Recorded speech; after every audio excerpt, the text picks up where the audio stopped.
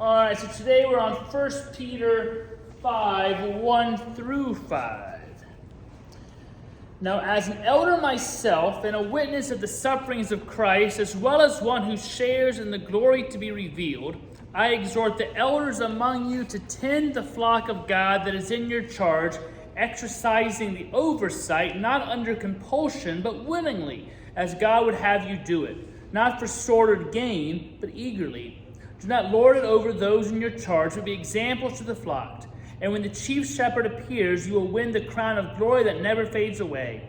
In the same way, you who are younger must accept the authority of the elders, and all of you must clothe yourself with humility in your dealings with one another, for God opposes the proud, but gives grace to the humble. So, this exhortation to the leadership of the churches is brief, but extremely important.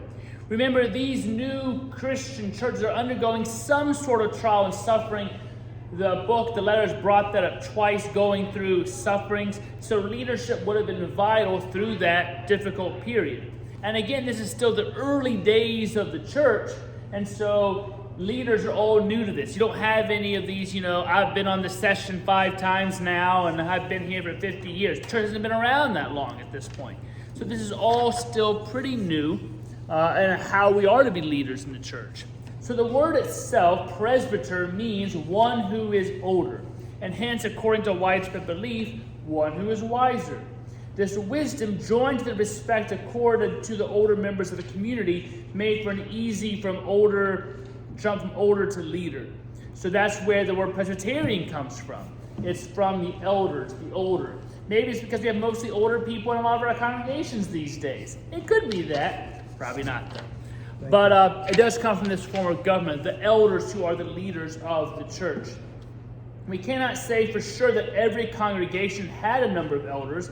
Very likely there were varieties of ecclesiastical structures just as there are today. In the New Testament, the word elder never lost totally its primary sense of older person. And the word, very likely some of the sense preserved here, since the exhortation to elders is followed by advice to you who are younger. The younger were not a leadership group, but did represent a pocket of power, sometimes poised to replace older and perhaps more cautious and conservative leadership.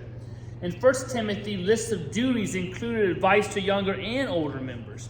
A leader of the church in Rome named Clement wrote a letter to the church in Corinth chastising the younger members for revolting against the older. But sometimes the health of the church demands such a change in leadership, even if painfully done.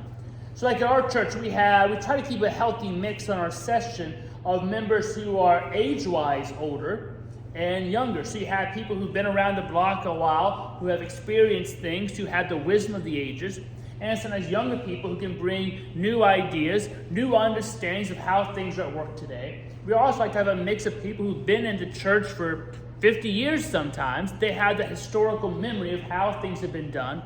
But also some people who may have only been in the church for a few years. So we're not always stuck in, this is how it was done. You need that healthy mix of ideas. The elders then are to be the shepherds of the flock, taking their cue from the chief shepherd. The task is pastoral, involving care. It's educational, involving nurture and feeding. And it's administrative, involving oversight. So even in our church, the elders are the spiritual leaders in the church, caring for the worship, care of all the members, the education with Sunday school and sermons and small groups, and oversight, like how are we going to have budgeting things? How are we going to fix the leaking roof? All of that is under the purview of the session, the elders in this leadership role. The leader does not perform as one who, having been lashed, now lashes others, but rather as one who accepts the role willingly and cheerfully. So you don't want to have elders who are just going to abuse power. Often if I have someone who really desperately wants to be an elder or on a committee because they have something they really want to do, we're like, no, probably not a good idea right now. Because sometimes people are mad about something, so they want to come on the church session to change it or punish the group they felt punished them. That is not a good, healthy way to have leadership. And it's right in here in 1 Peter. You don't want to come in there for a gain or with agenda items already on your mind.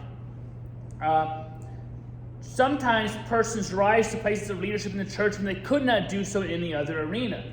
This fact can be a compliment to the church that provides resources and support without prejudice and without cutthroat competition one finds elsewhere. But the same fact must alert the church to the possibility of arrogance, browbeating, and intimidations by persons who lead in the church and nowhere else.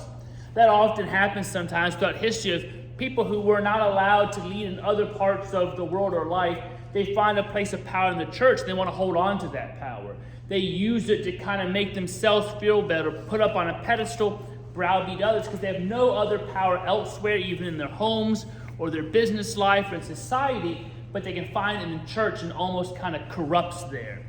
On the flip side, sometimes people who aren't allowed to have that kind of power and influence in the world, the church gives them an opportunity, a chance, and they can do well. They can flourish because nowhere else is giving them that opportunity.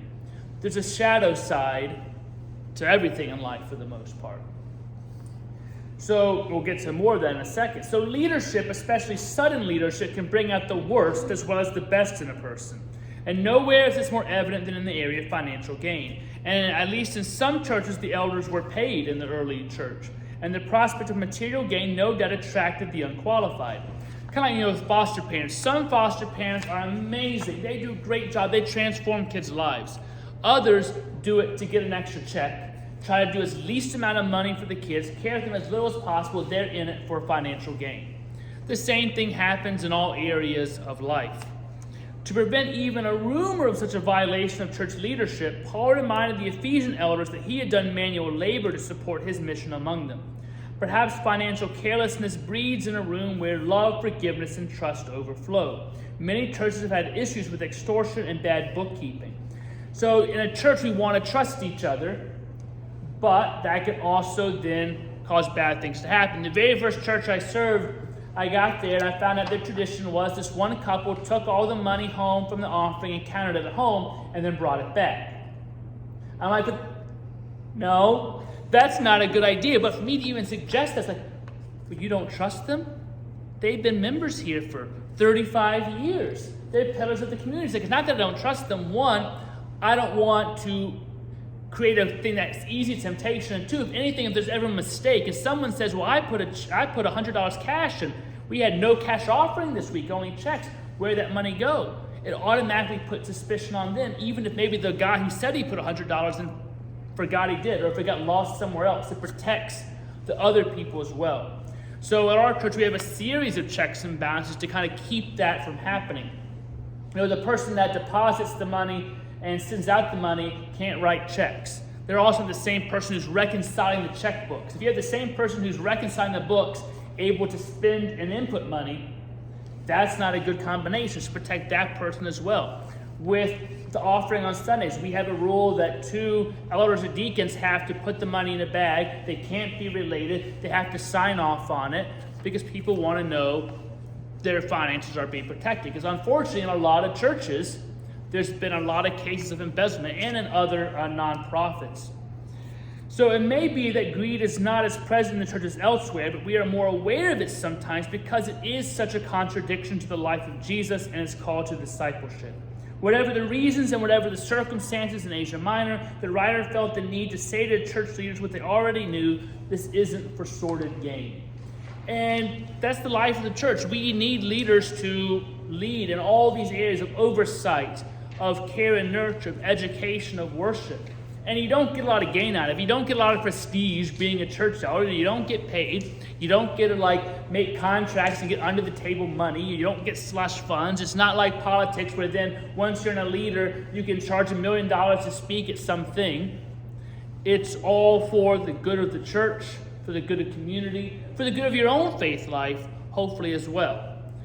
But it's always kind of trying to lead as Jesus the Good Shepherd leads, with truth, with justice, with love, and with mercy. Questions, comments, snide remarks? All right, I'll see you next week or down in room 7.